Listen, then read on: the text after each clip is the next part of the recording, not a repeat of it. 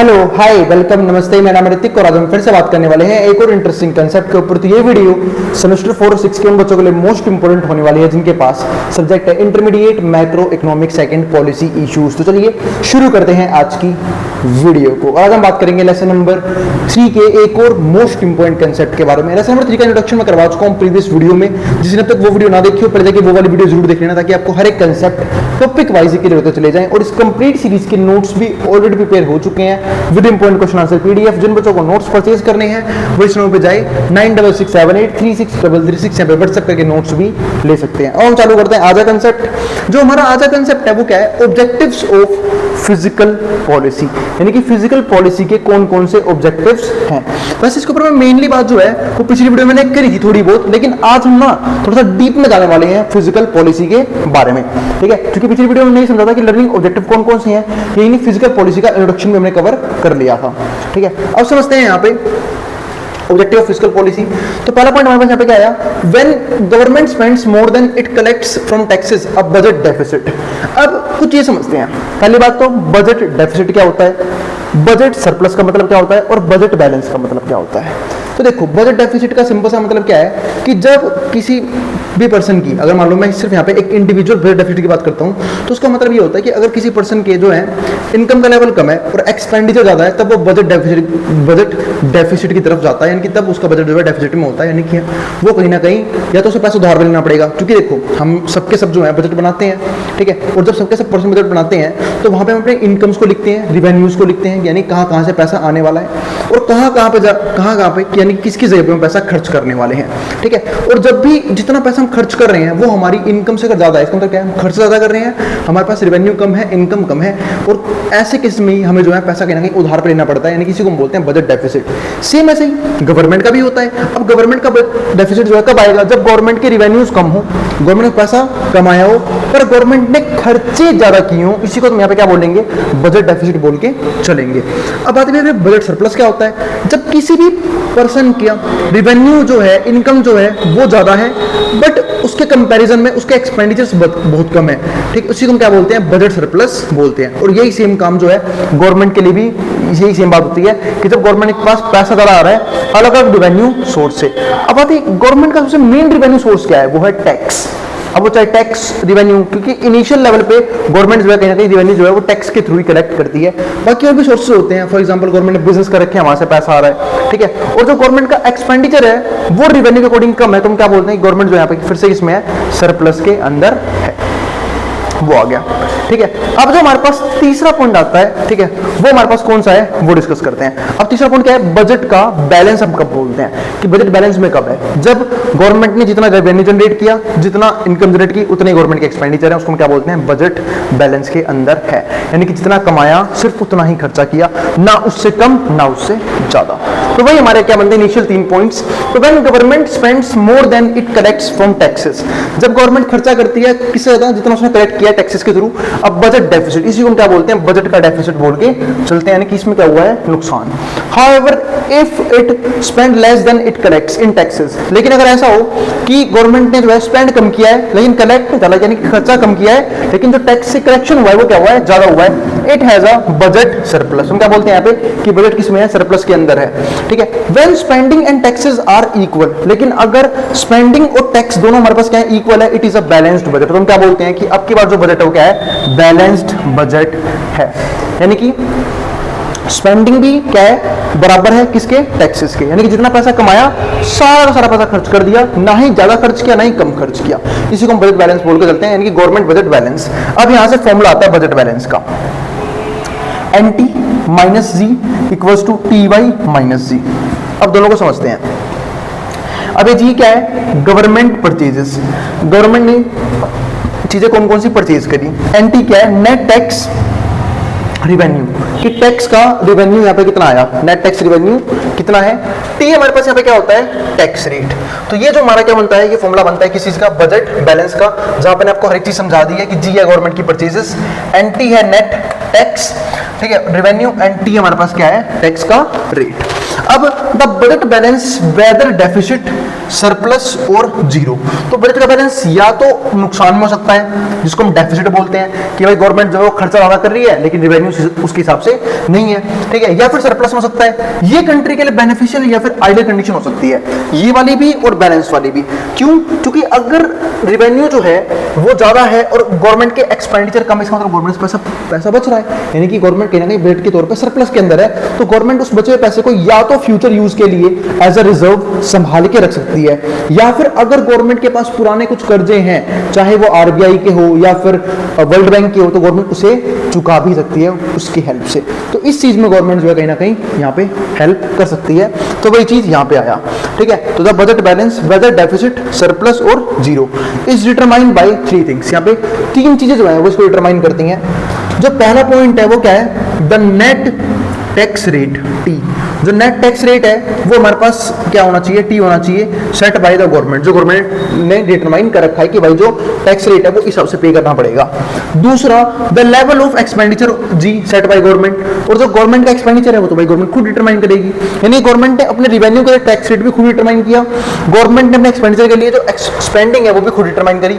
इसके अलावा तीसरा पॉइंट क्या आता है? The level of output by determined by AE, इसको हम क्या बोलते हैं? Autonomous expenditure and AD, aggregate demand, ठीक है, तो वो भी गवर्नमेंट यहाँ पे खुद डिटरमाइन किया। तो ये 3 पॉइंट है जो गवर्नमेंट जो है जिसके जरिए कहीं ना कहीं डिटरमाइन करती है कि जो बजट है वो बैलेंस के अंदर है या फिर डेफिसिट के अंदर है या फिर सरप्लस के अंदर है।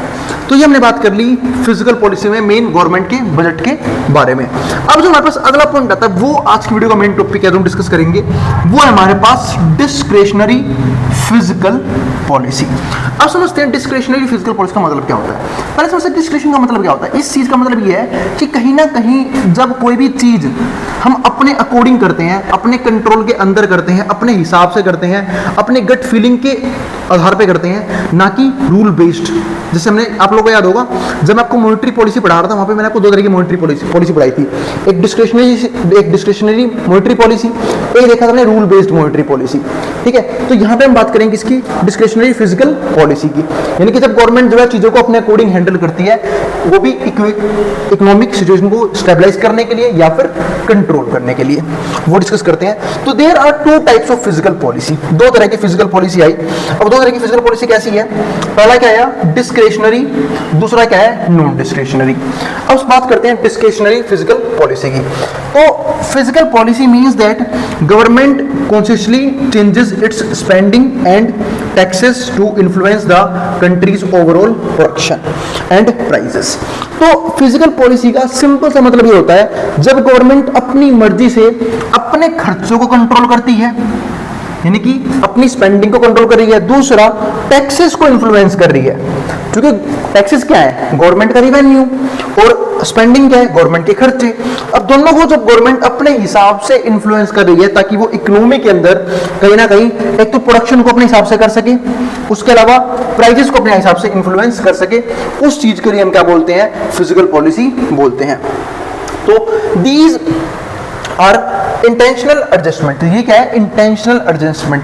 अब इंटेंशनल मतलब क्या है? ये जानबूझ के क्या आता है? ये सब जानबूझ के गवर्नमेंट अपनी स्पेंडिंग को चेंज करती है, जानबूझ के गवर्नमेंट टैक्स रेट को चेंज करती है ताकि वो अपनी स्पेंडिंग और अपनी इनकम पे खुद ही कंट्रोल रख सके, ठीक है। तो these are intentional adjustments in taxation, spending और other financial activities that are government makes in response to economic event और चेंजेस। और यही नहीं, इन सब चीजों के जरिए गवर्नमेंट क्या करती है? तो इंटेंशनल एडजस्टमेंट इन टैक्सेशन और स्पेंडिंग, तो चेंजेस किसमें करती है? टैक्सेशन और स्पेंडिंग में, और अदर फाइनेंशियल एक्टिविटीज में। यही नहीं, जो अलग अलग गवर्नमेंट के फाइनेंशियल एक्टिविटीज है गवर्नमेंट उसमें भी चेंज करती है। That the government makes a response to economic events और चेंजेस, ताकि गवर्नमेंट जो है कहीं ना कहीं इकोनॉमिक इवेंट्स अपना कंट्रोल रख सके, इकोनॉमिक चेंजेस जो है वहां पे कर सके, ठीक है। तो फिजिकल पॉलिसी का मेन काम भी यही होता है, चाहे वो फिजिकल पॉलिसी था चाहे वो मॉनेटरी पॉलिसी था, उसका सिंपल सा मतलब ये होता है कि इकोनॉमी का जो कंट्रोल है वो कहीं ना कहीं गवर्नमेंट के अपने हाथ में होना चाहिए। और इसलिए मैंने आपको याद होगा पिछले वीडियो में डिस्कस किया भी था कि जो मॉनेटरी पॉलिसी हो उसको कंट्रोल कौन करता है? आरबीआई, जो किसका बैंक है? गवर्नमेंट का बैंक है या फिर बैंकर्स बैंक है। तो कहीं ना कहीं आरबीआई का कंट्रोल भी गवर्नमेंट के पास है, तो कहीं ना कहीं मॉनेटरी पॉलिसी भी गवर्नमेंट कंट्रोल करती है। दूसरा फिजिकल पॉलिसी, वो तो भाई बात किसकी करता है? गवर्नमेंट के रिवेन्यू की और गवर्नमेंट के एक्सपेंडिचर की, यानी गवर्नमेंट की स्पेंडिंग की और टैक्स रेट की, तो कहीं ना कहीं वो भी गवर्नमेंट इन्फ्लुएंस करती है। तो मॉनेटरी पॉलिसी और फिजिकल पॉलिसी ये 2 सबसे इंपॉर्टेंट टूल है जिसे गवर्नमेंट खुद इस्तेमाल करती है ताकि इकोनॉमी का जो कंट्रोल है वो गवर्नमेंट के हाथ में रहे। ना ही तो इन्फ्लेशन ज्यादा क्रिएट हो, ना ही डिफ्लेशन क्रिएट हो। उन सब चीजों के लिए गवर्नमेंट जो है इन फिजिकल पॉलिसीज को यूज करती है। अब आगे समझते थोड़ा वो डीप में। तो it is like the government makes decision to stimulate economy during difficult times like a recession. तो ये जो है गवर्नमेंट कहीं ना कहीं यहाँ पे करती है, डिसीजंस बनाती है टू स्टिमुलेट इकोनॉमी को स्टिमुलेट करने के लिए, यानी कि इकोनॉमी को चेंज करने के लिए during difficult times like recession. अगर मान लो खराब टाइम चल रहा है इकोनॉमी के अंदर, रिसेशन चल रहा है, तो ऐसे केसेस में ना कहीं गवर्नमेंट जो है इन फिजिकल पॉलिसीज को यूज करती है। जिनको नहीं पता बता देता हूं, रिसेशन वो टाइम पीरियड होता है जब हर एक चीज इकोनॉमी के अंदर गिर रही होती है, एग्रीगेट डिमांड कम है, डिफ्लेशन आ रखा है, ठीक है, प्रोडक्शन नहीं हो रहा, आउटपुट का लेवल गिर चुका है, ठीक है। तो ऐसे केसेस में गवर्नमेंट जो है वो फिजिकल पॉलिसी यूज करती है। कौन सी यूज करती है अभी बताऊंगा, क्योंकि फिजिकल पॉलिसी के भी टाइप होते हैं, ये नहीं है डिस्क्रिशनरी नहीं, डिस्क्रिशनरी के भी दो टाइप है, समझाऊंगा आगे। तो discretionary physical policy involves government actions.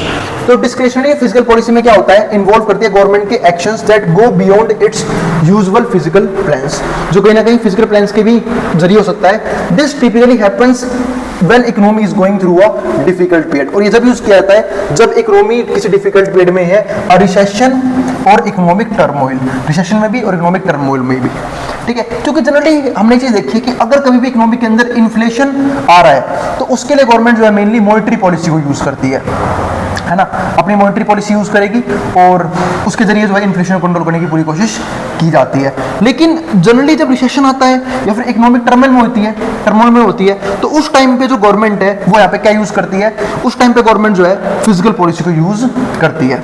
आगे जो पॉइंट हमारे पास आता है वो आता है the goals of discretionary physical policy. Goals क्या है डिस्क्रिशनरी फिजिकल पॉलिसी के, is to manage demand by using tools such as government spending and taxes. तो डिस्क्रिशनरी पॉलिसी का मेन गोल जो होता है ना वो क्या होता है कि वो डिमांड को मैनेज करेगी अपने हिसाब से, क्योंकि मेन काम होता है डिमांड को मैनेज करना है। क्योंकि ज्यादातर जो प्रॉब्लम है ना इकोनॉमी के अंदर वो सिर्फ दो चीजों को लेके आती है, वो डिमांड को लेके आती है और सप्लाई को लेके आती है। अगर डिमांड और सप्लाई अपने सही लेवल पर रहेंगे इकोनॉमी में किसी भी तरह की प्रॉब्लम नहीं आएगी। जैसे हम डिस्कस कर भी चुके हैं कि अगर कभी भी इकोनॉमी के अंदर एग्रीगेट डिमांड ज्यादा है एग्रीगेट सप्लाई से, तो सिंपल सी बात है लोग डिमांड ज्यादा कर रहे हैं, सप्लाई कम हो रही है उसके हिसाब से, तो प्राइस जो है वो ऊपर बढ़ने शुरू हो जाएंगे और इन्फ्लेशन कहीं ना कहीं बढ़ना शुरू हो जाएगा। लेकिन अगर इसका उल्टा हो, एग्रीगेट डिमांड कम हो एग्रीगेट सप्लाई ज्यादा हो, तो इसका मतलब क्या है, कहीं ना कहीं इकोनॉमी के अंदर डिफ्लेशन आने वाला है, रिसेशन आने वाला है, प्राइस जो है वो गिरने शुरू हो जाएंगे। तो by using tools such as government spending, और इसको मैनेज करने के गवर्नमेंट अपनी एक तो स्पेंडिंग पे कंट्रोल करती है एंड टैक्सेस पे कंट्रोल करती है, इन्फ्लुएंस एग्रीगेट डिमांड, ताकि एग्रीगेट डिमांड्स को इन्फ्लुएंस कर सके सारे गुड्स की और सारे सर्विसेज की। इसके बाद अब डिस्कस करते हैं कि अगर रिसेशन आया तो गवर्नमेंट एक्चुअल में करने क्या वाली है, ठीक है। तो देखते हैं वो पॉइंट। तो if there is a recession, अगर कभी भी इकोनॉमी के अंदर रिसेशन आता है, the things are not going well, इसका मतलब क्या है कि चीजें हैं वो ठीक तरीके से नहीं चल रही, the government could use what is known as expansionary physical policy. तो गवर्नमेंट क्या यूज करेगी, एक्सपेंशनरी फिजिकल पॉलिसी। मैंने कहा था ना कि दो तरह की फिजिकल पॉलिसी होती है, एक होती है एक्सपेंशनरी, एक होती है कॉन्ट्रैक्शनरी। अब एक्सपेंशनरी पॉलिसी जो है उसका वो जो वर्ड है मेन वो क्या है, एक्सपेंशन, यानी गवर्नमेंट यहाँ पे एक्सपेंशन करती है। एक्सपेंशन क्यों करेगी, क्योंकि इकोनॉमी में क्या है रिसेशन, जैसे जस्ट देखा गया था कोविड-19 के बाद, जब कोविड-19 आया तो लोगों को पैसे की कमी पड़ गई, लोगों की जॉब चली गई थी, ठीक है, तो जिसकी वजह से कहीं ना कहीं लोगों ने डिमांड कम कर दिया था। तो गवर्नमेंट ने अपनी मॉनेटरी पॉलिसी भी यूज करी, फिजिकल पॉलिसी भी यूज करी, ताकि कहीं ना कहीं एग्रीगेट डिमांड को वापस बढ़ाया जा सके इकोनॉमी के अंदर। तो उसी के लिए गवर्नमेंट जो है एक्सपेंशनरी पॉलिसी को यूज करती है। यहाँ पे जो है ना गवर्नमेंट अपनी स्पेंडिंग्स को इंक्रीज करती है, अपने खर्चे बढ़ाती है, ठीक है, ताकि लोग जो हैं वो डिमांड कर सकें।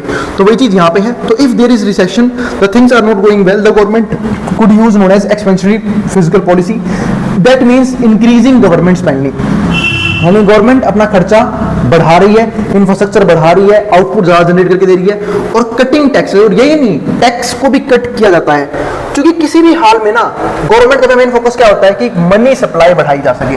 मनी सप्लाई कब बढ़ेगी, जब गवर्नमेंट खर्चा ज्यादा करेगी लोगों के ऊपर। दूसरी क्या होता है कि टैक्स कम से कम कर दो, जब टैक्स कम कर दोगे तो डिस्पोजेबल इनकम बढ़ जाएगी। तो ये क्या बोलते हो डिस्पोजेबल इनकम, ये क्या होता है? अरे सुनो, मान लो किसी की इनकम 10 लाख रुपए है, ठीक है, सपोज करते हैं किसी की इनकम कितनी है, 10 लाख है, अब 10 लाख में से 1 लाख रुपए टैक्स देना पड़ रहा है, तो वो कितना पैसा खर्च कर सकता है, 9 लाख रुपए। इसी 9 लाख को हम क्या बोलते हैं, डिस्पोजेबल। और गवर्नमेंट अगर देख रही है कि भाई इकोनॉमी के अंदर रिसेशन चल रहा है, लोग खर्चा पहले ही नहीं कर रहे, तो गवर्नमेंट क्या करेगी, तो गवर्नमेंट बोलेगी हमने 10 लाख पे टैक्स लेना ही बंद कर देंगे।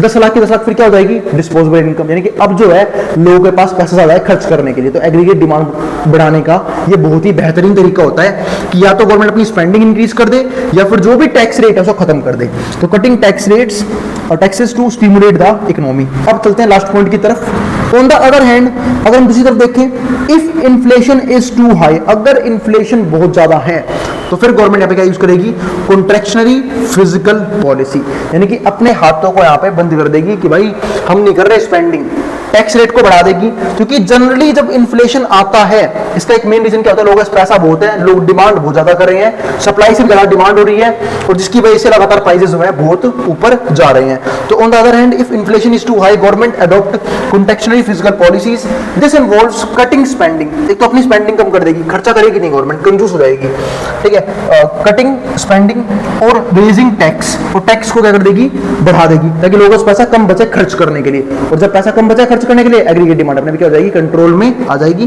तो कूल द इकोनॉमी, अब इस इकोनॉमी क्या हो जाएगी, शांत हो जाएगी बिल्कुल, है ना।